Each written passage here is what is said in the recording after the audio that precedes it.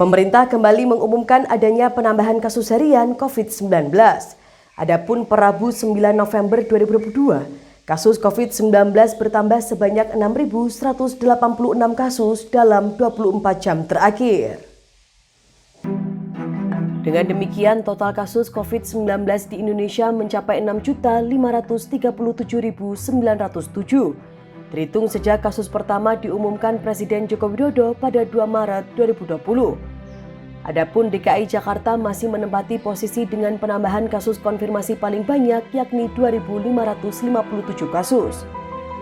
Kemudian disusul Jawa Barat dengan 880 kasus, Jawa Timur 703 kasus, Banten 527 kasus, dan Jawa Tengah 442 kasus. Sementara itu kasus aktif naik 2.945 kasus dalam 24 jam terakhir, sehingga totalnya mencapai 43.797 kasus aktif. Kasus aktif adalah pasien yang masih terkonfirmasi positif virus corona dan menjalani perawatan di rumah sakit atau isolasi mandiri.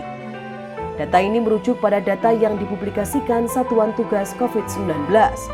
Adapun data tersebut juga bisa diakses publik melalui situs covid19.go.id. Sementara itu, data yang sama menunjukkan adanya penambahan kasus sembuh. Dalam sehari jumlahnya bertambah sebanyak 3.198. Dengan demikian, total kasus sembuh COVID-19 hingga kini tercatat sebanyak 6.335.158. Di sisi lain ada 43 pasien COVID-19 yang meninggal dunia dalam periode 8 hingga 9 November 2022. Penambahan tersebut membuat total kematian akibat COVID-19 mencapai 158.952 orang. Kemudian ada sebanyak 6.622 orang lainnya berstatus suspek.